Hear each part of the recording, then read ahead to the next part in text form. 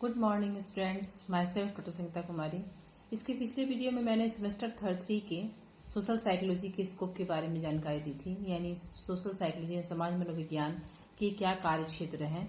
इसी से आगे मैं आज आप लोगों को बताने चाहूँगी। उसमें मैंने कुछ पॉइंट्स के बारे में आप लोगों को बताया था, जिसमें पहला हमारा मनोवृत्ति यानी एटीट्यूड था, दूसरा सामाजिक प्रत्याक्षण था सोशल परसेप्शन, तीसरा पूर्वाग्रह तथा विभेद यानी कि प्रेजुडिस एंड डिस्क्रिमिनेशन था, जिसके बारे में मैंने आप लोगों को डिटेल से बताया था। उससे आज मैं आगे बताने जा रही हूँ। चौथा इसका जो पॉइंट है ये है अंतर्वैयक्तिक आकर्षण यानी इंटरपर्सनल अट्रैक्शन। यानी समाज मनोविज्ञान के कार्य क्षेत्र में इंटरपर्सनल अट्रैक्शन भी बहुत बड़ा मायने रखता है। जैसे कि समाज मनोविज्ञान का जो कार्य क्षेत्र है इसमें इसको बहुत ही महत्वपूर्ण माना है सोशल पर्सनल इंटरपर्सनल अट्रैक्शन को। इसमें बैरोन तथा बर्न ने 1977 में कहा है कि अंतर्व्यक्तिक आकर्षण से तात्पर्य किसी दूसरे व्यक्ति को धनात्मक या ऋणात्मक ढंग से मूल्यांकन करने से होता है। यानी हम किसी को अगर देखते हैं, देखने के बाद उसके बारे में कुछ पॉजिटिव या नेगेटिव एटीट्यूड अपने मन में धारण करते हैं, तो इसे ही समाज मनोविज्ञान का कार्य क्षेत्र के अंदर में आता है। इस तरह से अंतर्व्यक्तिक आकर्षण को हम लोग एक दूसरे को देखकर नेगेटिव या पॉजिटिव एटीट्यूड को लेते हैं।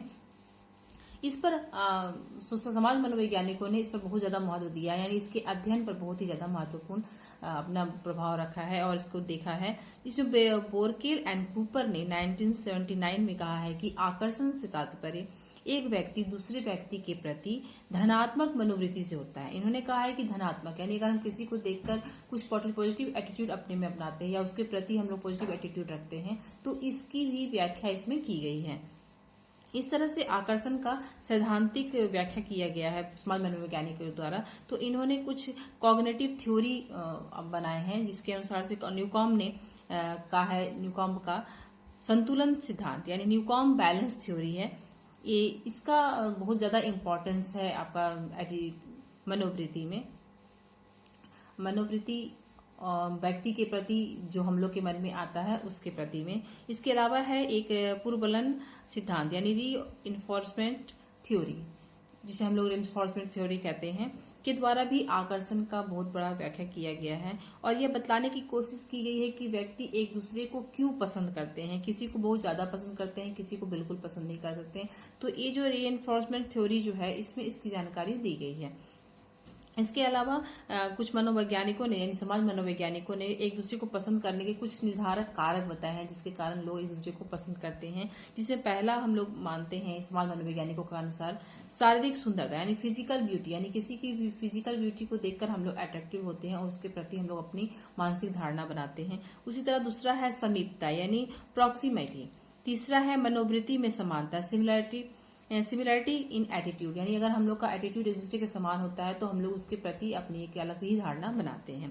इस तरह से समाज मनोवैज्ञानिकों ने इंटरपर्सनल अट्रैक्शन को अलग अलग मतलब मूल्यों में तौला है, उनके अनुसार बताया है कि किस तरह से हर व्यक्ति का अलग अलग एक देखने का नजरिया होता है।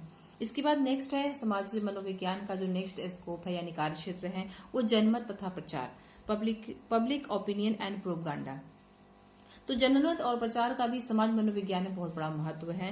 हालांकि 78 के बाद इस क्षेत्र पर काफी कम रुचि दिखाई गई है, लेकिन जनमत ऐसे व्यक्ति के मत को कहा जाता है जिनमें एक सामान्य अभिरुचि यानी कॉमन इंटरेस्ट होता है। आधुनिक युग में जनमत का महत्व इसलिए बढ़ गया है, आजकल के जमाने में इसका बहुत ज्यादा महत्व बढ़ गया है क्योंकि इसके सहारे किसी सामाजिक समस्या के प्रति व्यक्तियों के विचारों और मतों का पता चलता है। यानी अगर कोई समस्या उत्पन्न होती है तो इसके द्वारा हम लोग यानी जनमत के द्वारा हम लोग उस समस्या से निजात पाने के लिए या उस समस्या को संबंधित जितने भी उसके महत्वपूर्ण कारक या तत्व हों उसकी पता लगाने के लिए जनमत का बहुत बड़ा महत्व हो गया है।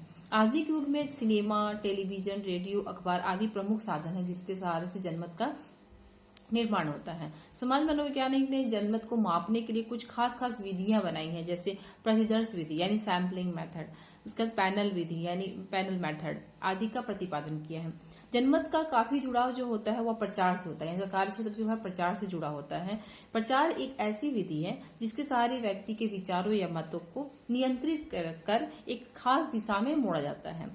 यानी प्रचार को इन लोगों ने सामाजिक नियंत्रण का एक प्रमुख मानक माना है। प्रचार प्रत्यक्ष या अप्रत्यक्ष दोनों हो सकता है। इसे प्रभावी बनाने के लिए डूब ने 1957 में कुछ खास सिद्धांतों का भी वर्णन किया है, यानी कुछ कुछ नई टेक्निक्स भी बनाई है जिसके द्वारा ही प्रचार के जितने भी महत्वपूर्ण तत्व है उसके बारे में जानकारी मिलती है।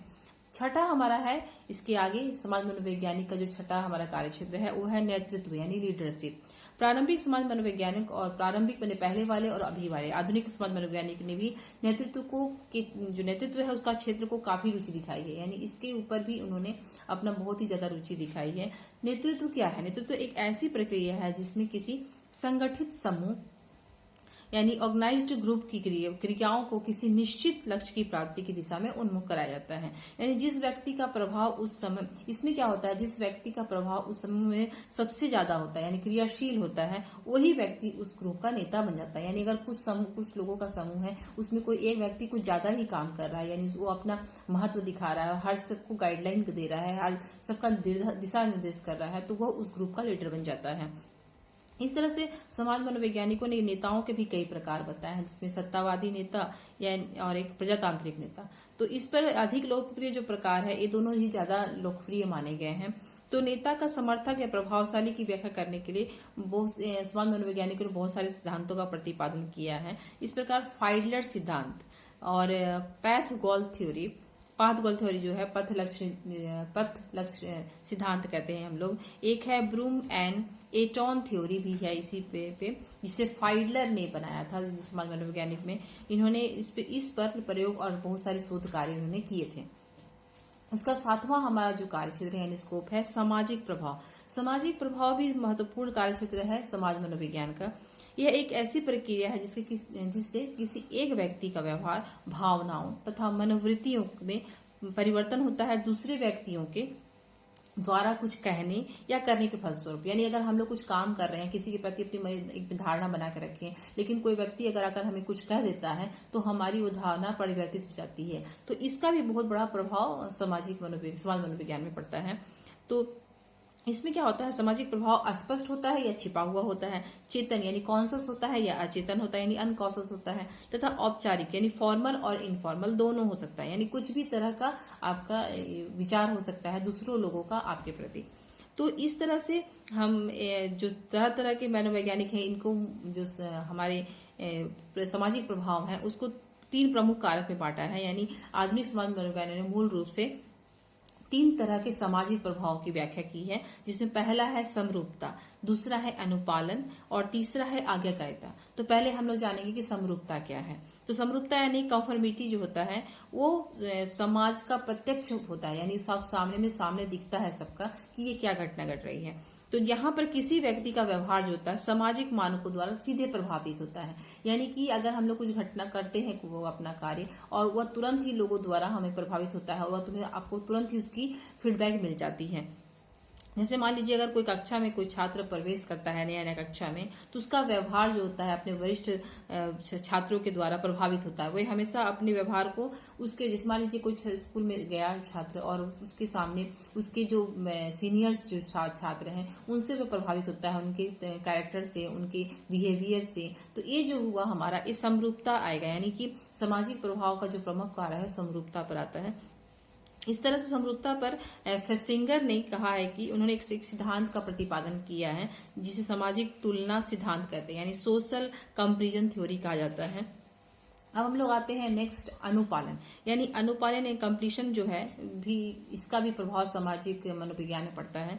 सामाजिक प्रभाव तुलनात्मक रूप से और अधिक अप्रत्यक्ष होता है, यानी ये और अधिक प्रत्यक्ष होता है। इस प्रक्रिया में क्या होता है कि एक व्यक्ति दूसरे व्यक्ति को एक खास ढंग से व्यवहार करने का अनुरोध करता है। जैसे मान लीजिए कि कोई छात्र अपने दूसरे छात्र से या कुछ पुस्तक की डिमांड करता है या कुछ वस्तुओं की डिमांड करता है, तो वह तुरंत उसे वापस देता है या उसकी कही हुई बातों को मानता है या उसे पूरा करने की कोशिश करता है।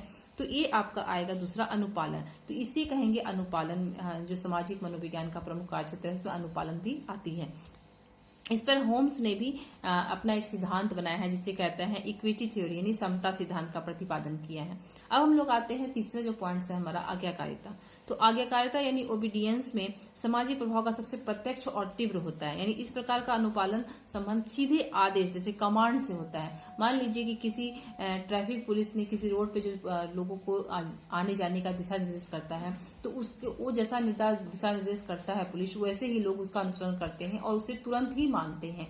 इस तरह से जो है वो आज्ञाकारिता के अंदर आता है। और इसे मनोवैज्ञानिकों ने आज्ञाकारिता की संज्ञा दी है। इस पर मिलीग्राम यानी 1965 में इन्होंने बहुत सारे प्रयोगात्मक कार्य किए हैं, जिससे उन्हें काफी सराहना मिली है। आज के लिए इतना ही। इसके और कुछ पॉइंट्स हैं जिसको मैं आपको नेक्स्ट वीडियो में आप लोगों को डिटेल में बताऊंगी। आप लोग इस टोटल इसके 10 पॉइंट्स हैं, जिसमें मैंने कुछ पॉइंट्स पिछले वाले वीडियो में बताया था, कुछ पॉइंट्स इस वाले वीडियो में बताया, और कुछ बहुत सारे पॉइंट्स हैं जो मैं नेक्स्ट वीडियो में बताऊंगी। आज के लिए इतना ही। Thank you.